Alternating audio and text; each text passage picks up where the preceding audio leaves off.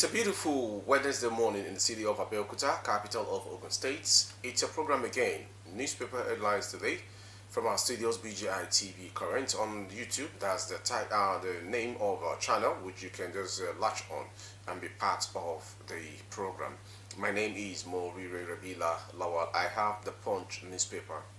It's a lovely morning to all our great fans around the world. My name remains Ige or Lalekon, and with me I have Nigerian Tribune, Platform Times, The Nation newspaper.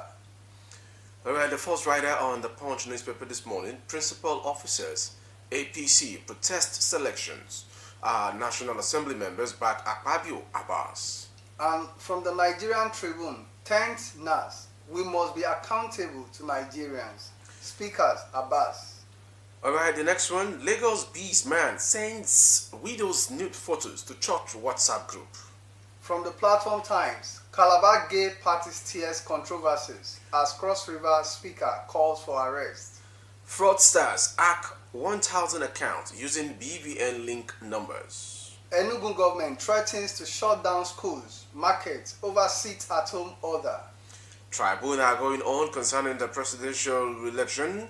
Tinubu tenders Chicago varsity admission letter. Orders. IGP orders deployment of 35 CPS to state command. Ogun lawmaker sponsors 100 students to Benin Republic varsity. Bank customers' accounts hackers arrested in Lagos. Ogun Oyo Kwara orders get new commissioners of police. And from the Nigerian Tribune, UTM resort saga. My daughter is traumatized. Mesoma's father cries out. Kogi government debunks rumors of extrajudicial killings. Now, taking the news in full, let's go through the Nigerian Tribunes. 10th NAS, we must be accountable to Nigerians. Speaker Abbas. The Speaker of the House of Representatives on Tuesday pledged to ensure that the 10th National Assembly is accountable to the people and hold the executive arms of government accountable for their actions. The Speaker, who gave the charge while delivering his welcome address from the Salah holiday, tasked members of the need for the present administration to strive towards creating an inclusive society that uphold the rules of law, protect human rights, and promote social and economic progress for all. He said, "Honorable colleagues, while building on the legacies of previous sections, we must now redefine the modus operandi of legislative business as we advance. We shall strengthen committees to conduct oversight of NDAs effectively. And to the rider, 10th NAS, we must be accountable to Nigerians." Speaker Abbas.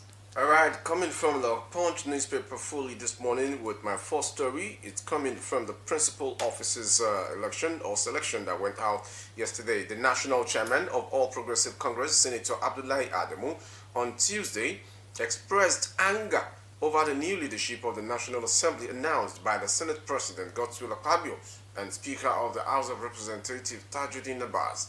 Adamu said the party was not officially informed about the sharing of the offices, describing the report of the emergence of principal officers as a rumor.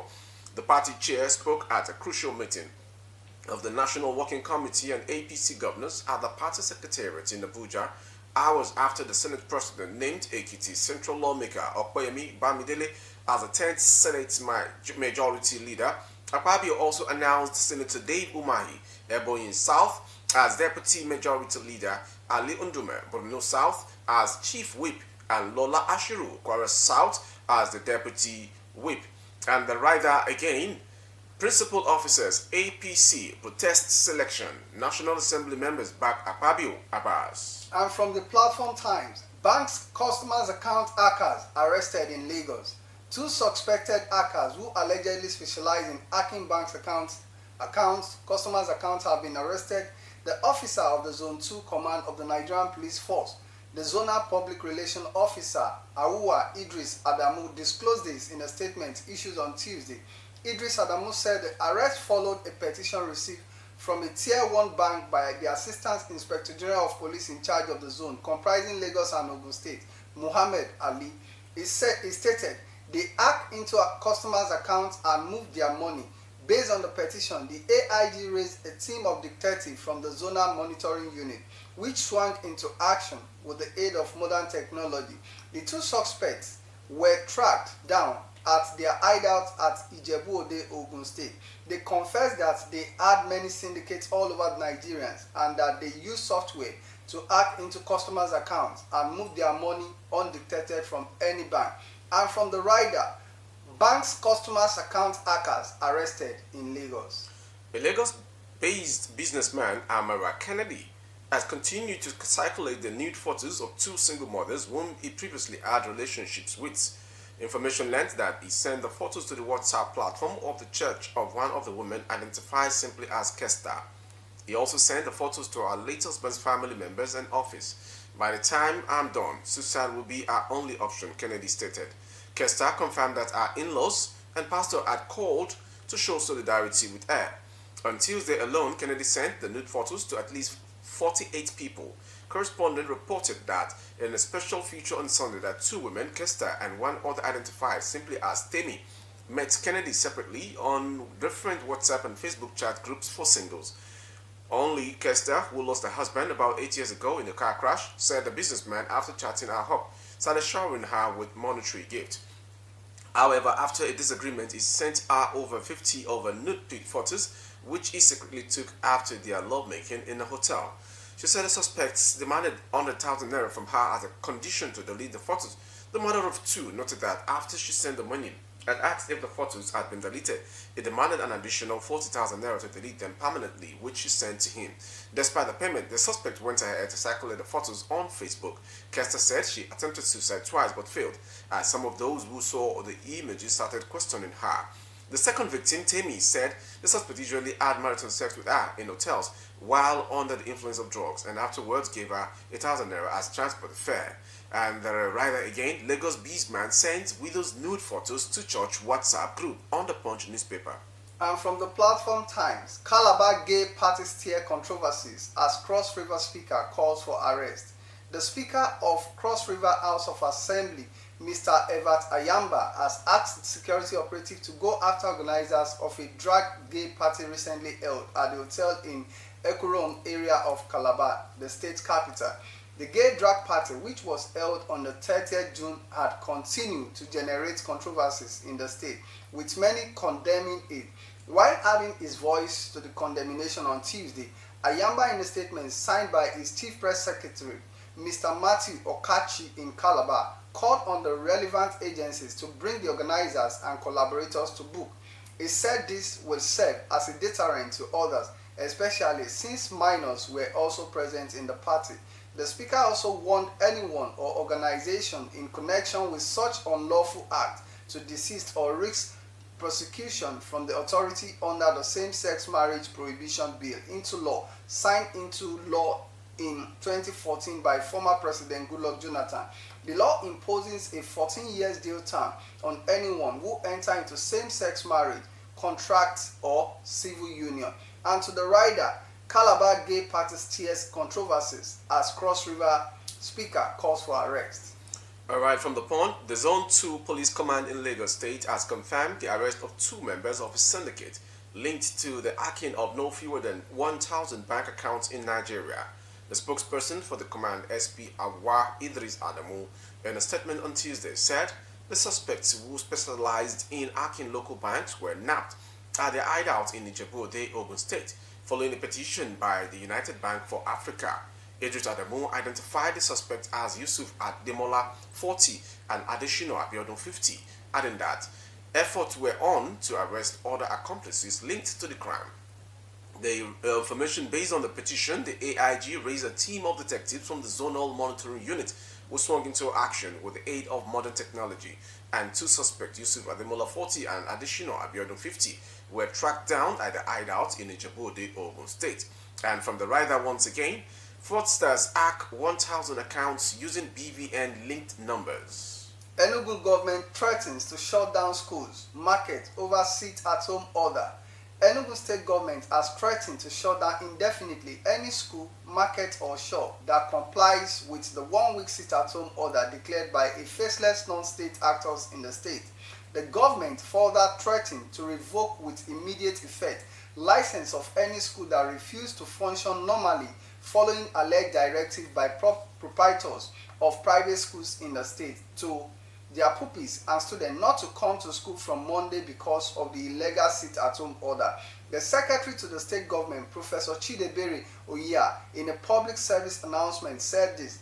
Oyiya reiterated its ban on any form of illegal sit-at-home in any part of the state, describing it as evil and authentic to all values that the people hold dear to, such as the Igbo spirit of industries, hard work, creativity, and productivity. The SSG further warned that the government would deploy the full instrumentality of the law, such as the Cybercrime Act 2015, to go after and prosecute anybody, individual, group, and organization that were intentionally encouraging the illegal sit-at-home order.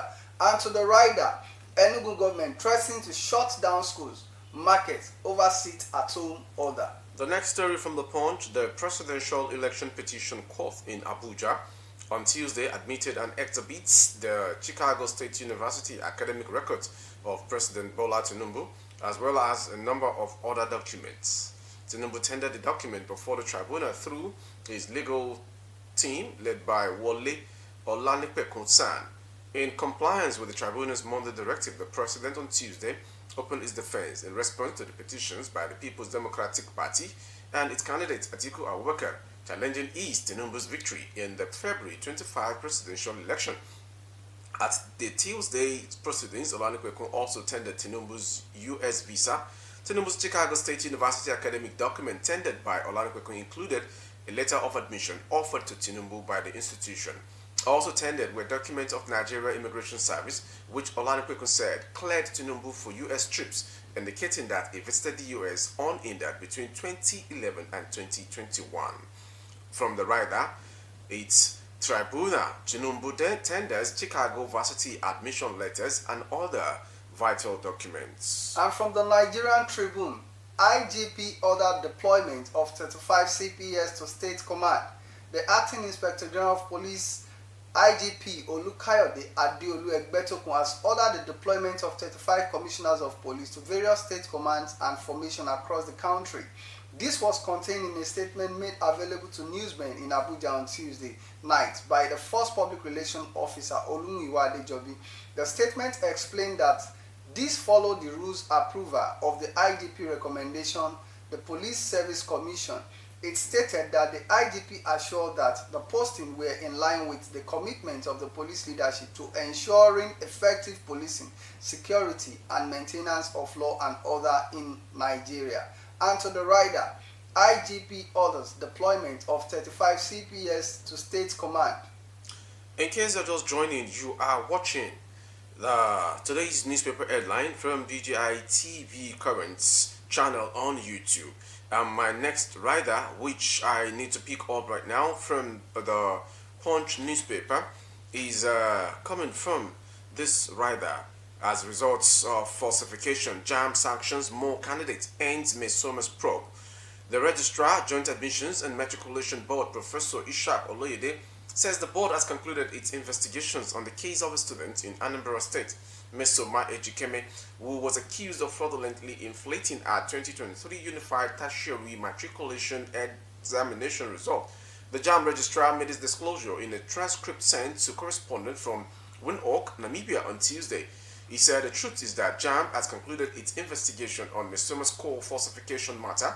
She was not the only one caught, just that others have chosen not to go out.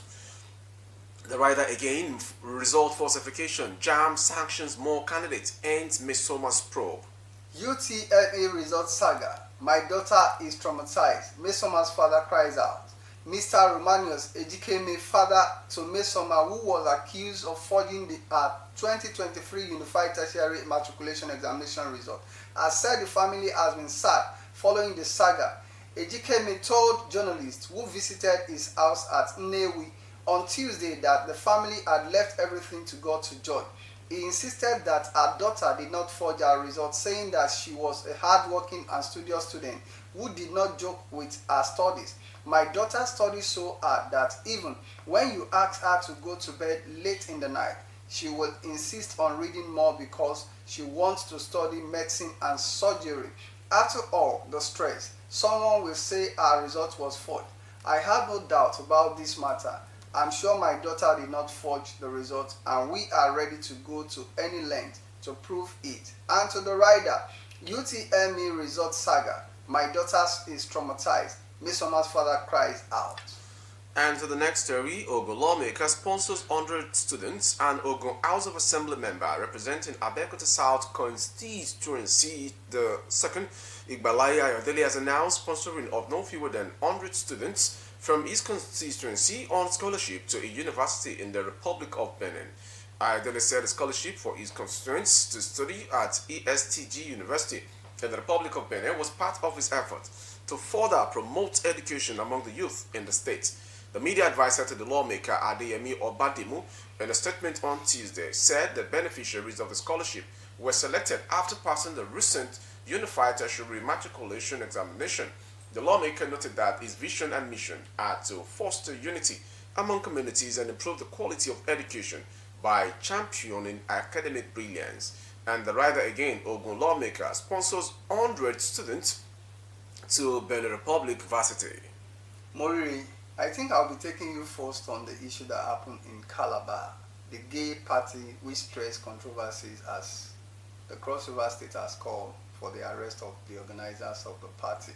In 2014, President Goodluck Ebele Jonathan was able to implement a bill which prohibits the same-sex marriage in the country, even though at that point in time, the American president and some other world leaders were pressurizing President Goodluck Jonathan to toe the same line with those countries that have already approved the same-sex marriage in their various countries. What is your take on that?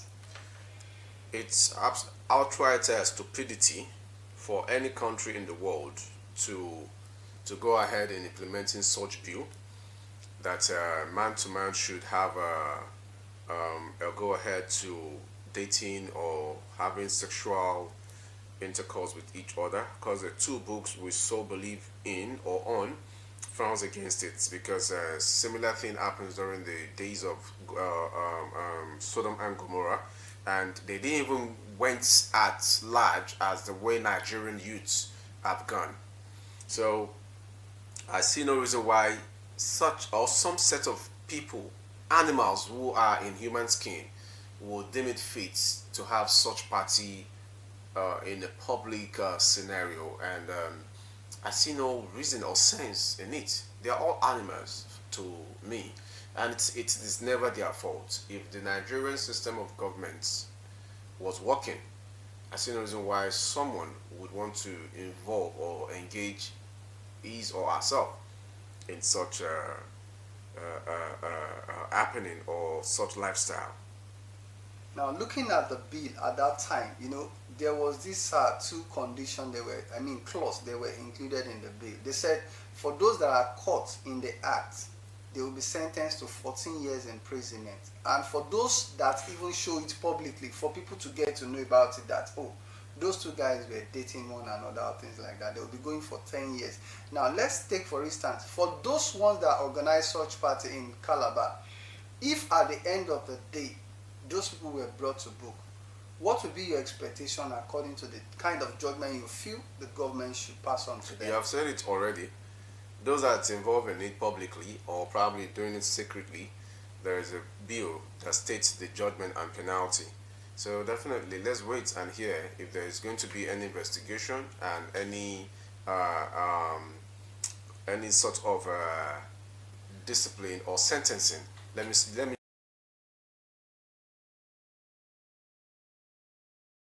The best word is sentencing. So when we've heard about it, and are you telling me that for a public party, there wouldn't be any government personnel's knowledge about it? Nigeria is never a serious state. If Nigeria was to be a serious state, definitely nonsensical things shouldn't be done.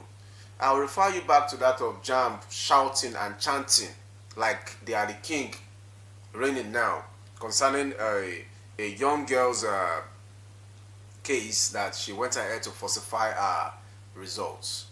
My question to the jamb registrar, Professor Ishaq Oleyede,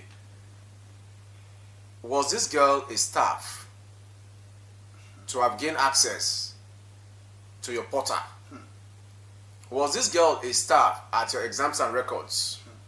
Was this girl a staff to your accreditation and whatever units they have ongoing at their jamb commission? Was this girl a staff to have gotten the authority or the rights to inflate as scores? Definitely, jamb is hiding something. They should be fair enough. They should be fair enough to let us know exactly what went wrong. This girl alone shouldn't be traumatized by their judgment and investigation, so as the world to celebrate them that yes, they have caught a criminal. How many of their staffs are not criminals? How many of them don't take money from selected centers? How many of them? JAMB is doing a posting program that I frown at. Many of these youths that are vying for your examination, since their births, I do not think they have even traveled away from their immediate community. You are sending someone from Abuja to the likes of Oyo State, a village in Oyo State, when he or she doesn't even have knowledge about what Ibadan City, as the capital of Oyo State, looks like. You are sending someone from, let's say, from Kefi in Nasarawa State to a place in Ogun State. Ordinarily, where is Shagamu? Shagamu is in Ogun State. Where is Ijebu-Ode? It is in Ogun State. Can't they just re-strategize? Can't they just re-strategize? This is just a copy act of what the NYSC is doing. NYSC is a scheme over 50 years of existence. So there are provisions. Most of these students travel far to JAMB centers for their examinations. What are the security measures put in place? What are the provisions put in place? They only care about setting the questions and setting their own immediate staffs within that state to go and invigilate them. Some things need to be done. If Imesoma inflated result scores, how come? She can't do it alone. Definitely, the job was not completed by the JAMB staff who collected the bribe. Internal forces. Exactly. So JAMB registrar should just take his face and do the needful. The girl alone cannot be investigated. Go and check your staffs. How I wish this program can get to his reach. I'm challenging the JAMB registrar, Professor Ishak Oyedele, to go and do the needful. Oloyede. Yes, Oluyede. And every other student, they claim they have caught for this falsification of results or what have you. If any election is rigged, definitely the umpire that conducts election must be questioned or queried, and they will now fire whoever is in charge of such units, either by stolen ballot box or by burning of polling units, the cubicle, and to mention a few. All of these things need to be done and checked. Imagine, yesterday we had a story about the 10th National Assemblies and Representatives. Majority and minority, the chief whip and the so-called. This morning again, we are hearing APC, some part of APC from their chairman is crying and chanting against the numbers of people and selection of names that were put in positions. If truly you have a working constitution, and if truly you do not have your own selected names that does not go well with the Senate President and the Speaker of the House of Representatives, all these things shouldn't be a game of fighting for yourself. You are fighting for millions of Nigerians. I rest my case. Now, let's take another one that almost have a similar outlook with that of the case of Misoma. According to platform, they said bank customers' account hackers arrested in Lagos. Now, this thing has been something that has been rampant in the society. At times when people goes to bank, they make complaint that, or lodge complaint that, okay, my bank account, some money has been withdrawn from my account and things like that. Do you think the external body alone can do this without having someone that they connive with within the bank premises also? The answer is within your question. I'll throw it back to you and everybody watching us. That's why I enjoin all of our viewers to always put their comment at the comment section to at least encourage this program and the speakers. The truth about it is that if your money is debited and you fail to go to that bank, and under 72 hours your money is not reversed, someone else is stealing your money from the bank. An invisible person you don't have idea of is as will just sit on that money. Imagine 200 naira or 100 naira is debited from your bank account and you got the alert on your phone.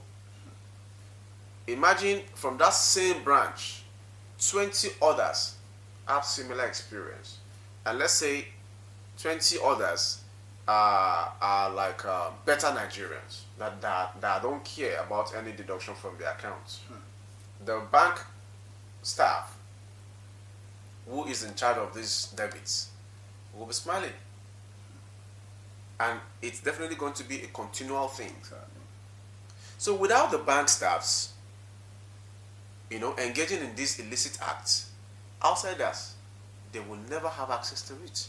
A bank should be a unified unit, so secured, unbreakable. Fine, we know Nigerians are gurus. We understand that fact. But majority, most sacked bank staffs, youths, are the ones on this business. Because those guys were saying that there is a particular app that they do use to hack those accounts. But at the same time, they made mention of something that they have a lot of syndicates, of which, just like you said, some of those syndicates might be members of the bank itself who are responsible in giving out or sending out information to those guys to commit those atrocities.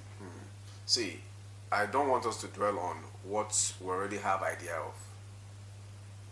If a template of such app was never taken from the bank to the public, there is no how the public will get idea of what the bank is doing. Fine, we know these young stars, these Nigerian young stars, they are so criminally oriented when it comes to hacking, because that's their job basically.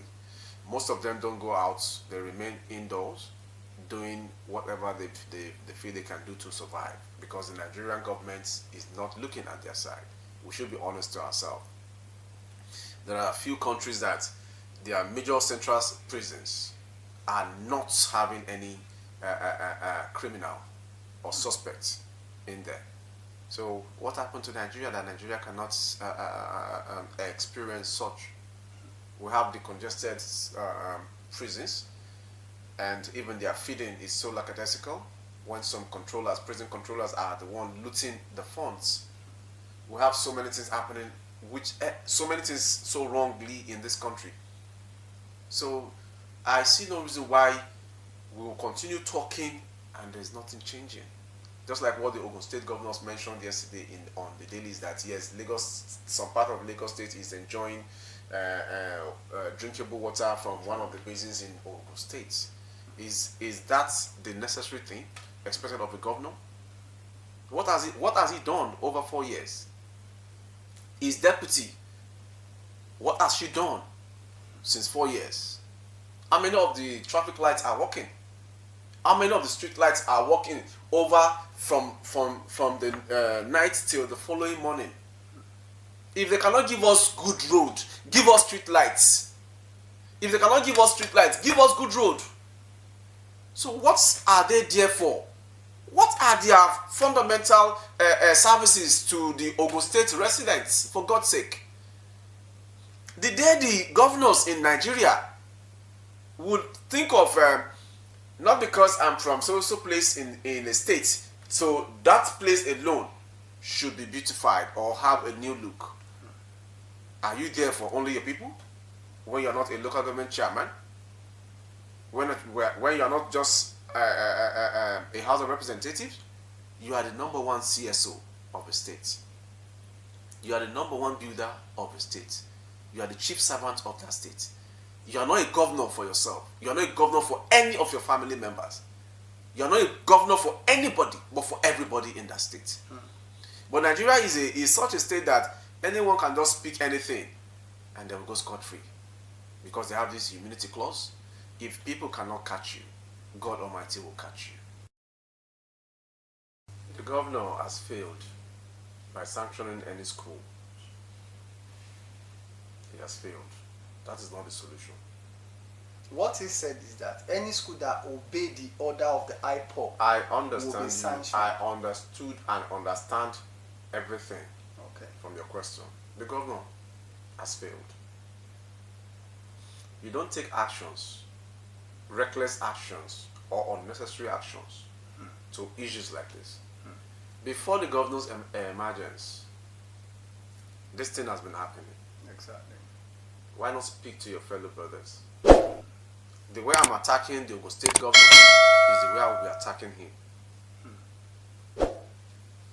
He had a manifesto. So he should stop threatening proprietors of schools in the state. He has no business with the proprietors. What if they go ahead to open schools and these bastards, these beasts, come around schools and spray them with bullets? Whose family will cry and mourn? Will it not be the parents of these kids, these students? Where is the security? Where are the security personnel? What has the governor done since he assumed office about this sit-at-home order? Has he ever ordered the commissioner of police in that state?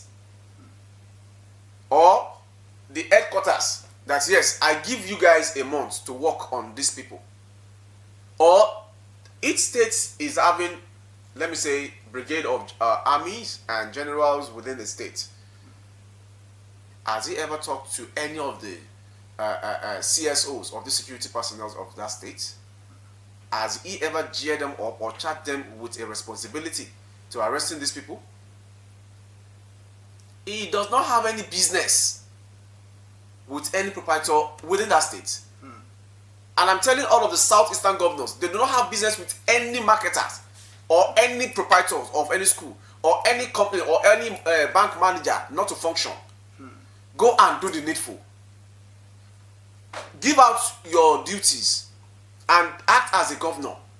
No one should be above you in the state if truly they want to work. And they're not there to even steal the funds of the state, just like their brothers who left there have done. They should go ahead and speak with these people. Your people that you're asking them to sit at home are not the one who are detaining Mazi and Kanu. Exactly. It is from the presidency. The outgone president, Muhammadu Buhari, who arrested Mazi and Kanu. And if you want the newly elected president, President Bola Ahmed Tinubu, to release Nnamdi Kanu, there are due process. Not reckless killing.